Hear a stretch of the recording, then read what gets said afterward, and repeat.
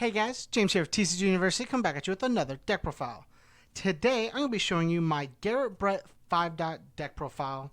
I played this during the Campus Championship this week, which were Champions versus the World. You'll have to check out the tournament to see if a champion won or if the world beat them. I actually think there were a couple blowouts, but there were actually a lot of solid back and forth matchups as well. Especially this Garett Brett deck. This Garett Brett deck performed a lot better than I thought I was going to. I think there was at some point where I had 12 cards in my hand on my opponent's turn as a 5-hander. This deck was intended to have a lot of hand advantage, always just try to keep up. But I was not expecting to sit at 8 to 10 cards every single turn, which is almost what it ended up doing, which I also think is very, very nuts.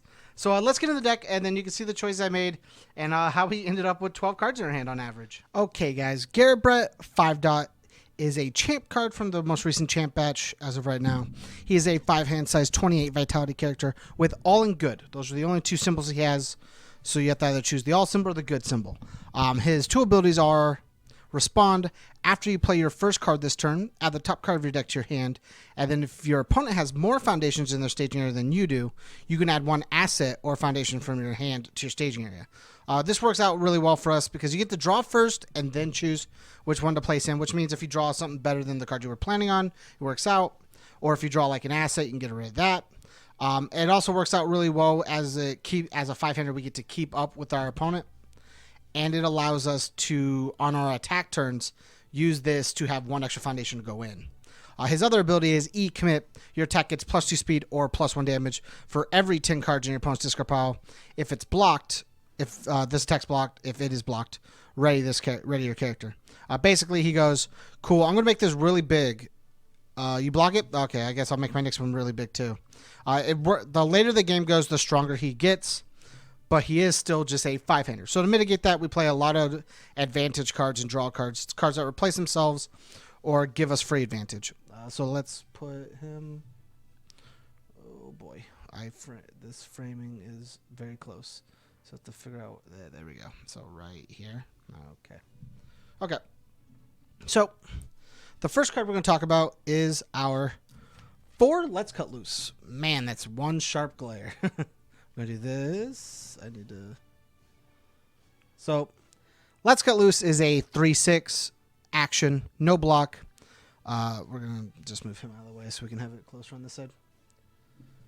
Let's Cut Loose is a 3 difficulty, 6 control action. Actually, what if we placed it where it runs this way? Slightly better to look at. Okay. So it's a 3/6 action, no block. This deck is under all, because it gets us the most advantage, in my opinion, cards in hand wise. Enhance, remove, add 1 foundation from your discard pile to your hand, or from your staging area to your from your card pool to your staging area, and then you get to draw a card. So it replaces itself and does one other thing. We mainly play it for the add a card to our hand, draw a card. Basically, it replaces itself or gives us another card. This card works really well on defense to be able to give us blocks, because the deck I built is mainly built around reversals. So we use our reversals, we add our blocks with Let's Cut Loose, we draw an extra card, we block, play a reversal, and still have 1 extra card in hand as well. On top of playing this, we get Garett Brett. So Garett Brett's really, I pointed to Garett Brett off screen, but Garett Brett is also really cool, as if you play Let's Cut Loose, we'll move these off because now I don't need them. Let's Cut Loose. You play it, you pass it on a 3, it technically removes itself. Garett Brett, I will draw a card. Cool. Let's Cut Loose. I'll pick up a card from my discard pile. I'll draw a card. And then from this one card, as your first card on your opponent's turn, you added 3 cards to your hand. Technically 2 because it replaces itself. But you added 3 cards total, and they're all 3 new ones. It's pretty crazy how much advantage just 1 card makes up in the long run. Next, we're going to talk about... other way. Yeah, I gotta have to do this left-handed. Demon Realm Awakening. Demon Realm Awakening is a sweet block defensive card.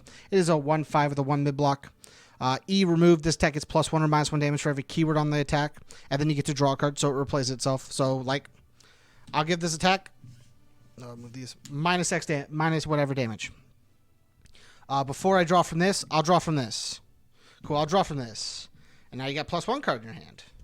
And just every time you actively do something on your opponent's turn, you somehow end up with more cards in hand. The other ability on this card is after you block with it, you can remove it and draw a card.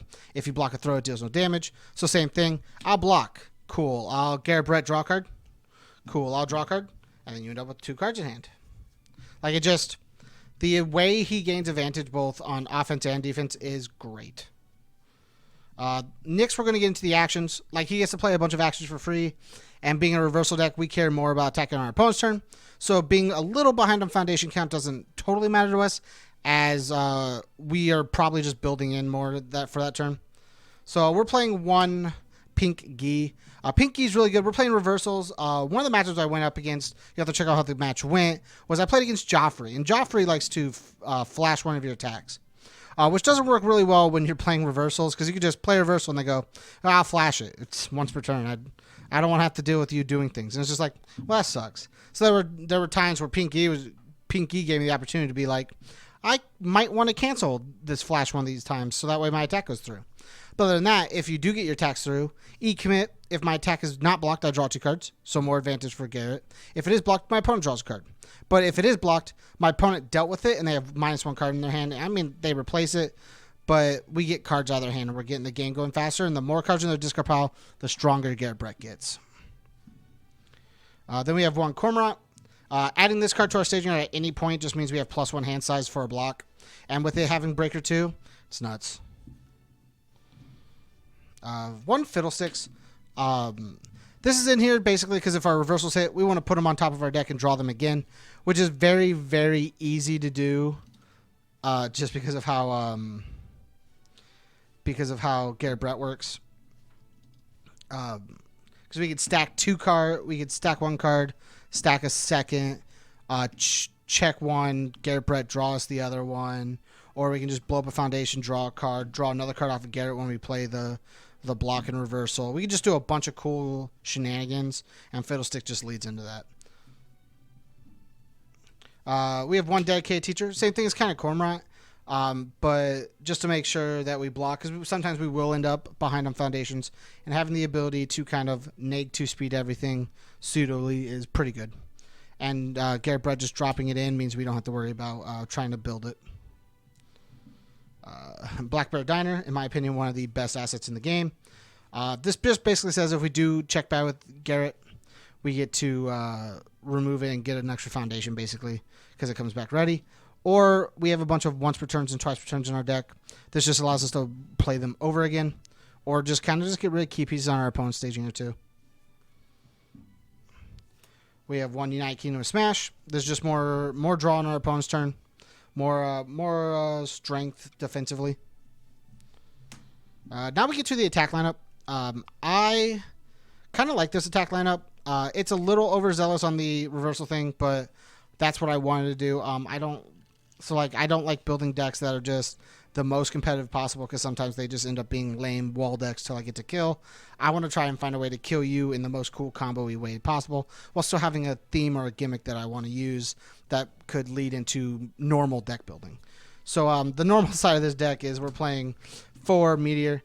This just basically says that we get to use all these assets we've been building for free with Garett as damage, as well as we can replace them with other assets or just replace foundations with other foundations, and just have a cool lead-off attack that just makes our opponent have to deal with it. Next, we're going to talk about Jupiter Jazz. I'm doing this the wrong way again. Jupiter Jazz. Jupiter Jazz is a 5 difficulty reversal. It's a 5 high for 6 that says on our opponent's turn as an enhance, we don't allow multiple attacks for us to turn. They can't be played. And then enhance, lose 2 vitality.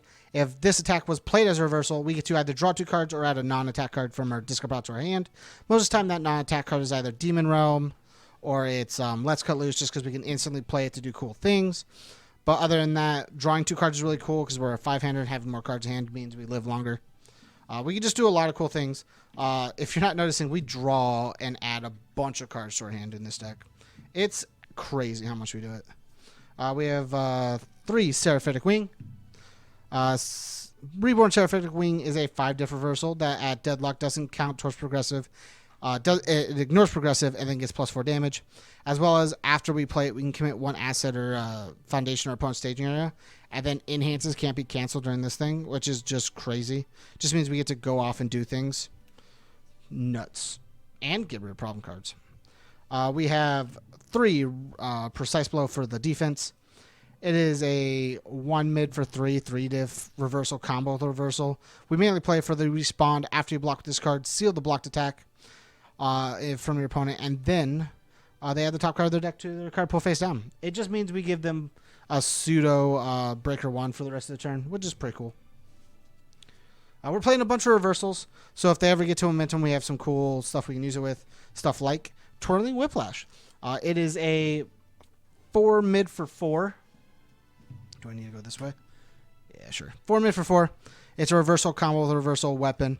Combo E, this attack gets multiple 2, and multiple copies of this attack gain reversal for the rest of the turn. And then E, if this attack deals damage, your attacks get +1 speed for the rest of the turn. Basically, he can give +1 speed to something, but mainly this just ends up being an extra 2 attacks that we can pump with Garett at late game to make them block and just keep trying to push damage with Garett. And then the last attack, you probably saw it coming with the entire reversal lineup, is Rose Whiplash. Oh, lost it. There we go. Rose Whiplash. Rose Whiplash is a 4-diff, 2-check, 2 high block, 5 low for 5, reversal weapon, combo with a reversal. Combo E, this attack gets +4 speed and +4 damage, and then you gain 4 vitality. And then E, opponent's turn, add 1 reversal card from your discard pile to your hand. This card just basically says we extend our life, we add another reversal to our hand, so we add another attack. And this thing's gonna hit them hard, being a 9 for 9 on a low, which is just nuts. Now we'll get into the foundations. We are a 5-hander, so I wanted to play Shogun Prince. Shogun Prince just says any non-foundation cards get +1 difficulty while it's ready. Being a 5-hander, as long as your character's hand size is less than your opponent's, being a 5-hander is crazy good. Especially when we draw a card on both turns, we're kind of like a pseudo 6-7-hander. It just means that we always get to have an advantage over our opponent. And then anytime we just play our first attack and we have to commit something, we just commit Shogun, and we don't have to worry about it. Next, we have Sun's Love. This card was nuts in this deck. First form, you can commit it to draw a card. Your opponent may flip the top card. Your opponent may add the top card of their deck to their momentum, and then if they do, you get to draw an extra card. So you get to draw 2. Mainly, you draw 1 off of this, play your next card, draw another one, and you're a pseudo 7-hander off of Garett, which is nuts. Just crazy. And then it has the ability to make something loose safe, which is very important in our reversal deck. We have 1 Mortal Resurrection. This just cancels abilities that would cancel our reversals. I don't want to have to deal with that, so my reversals are my game plan, so don't be canceling those, dude. And it also says draw a card as well. We're playing 1 Key to Humanity's Freedom. 2/5 no block that just says we get to add 1 of our assets into our staging area. And twice per turn as long as we have at least 1 asset, give 2 damage. Crazy. More damage push, cool asset. 1 Wandering Pirate. It's a 2/4 no block that says if it's ever committed, you can ready another foundation. And when it's ever ready, you can ready another foundation. It just means we get to kind of extend our turns a little bit. We don't have to worry about overcommitting. We got 1 Hacker Extraordinaire. Just gives us the ability to have more cards in hand and get rid of problem assets. It wouldn't be a Garett deck if I didn't play Trusted Keeper. He really likes this card. I also really like this card. Trusted Keeper is a 2/4/3 mid block.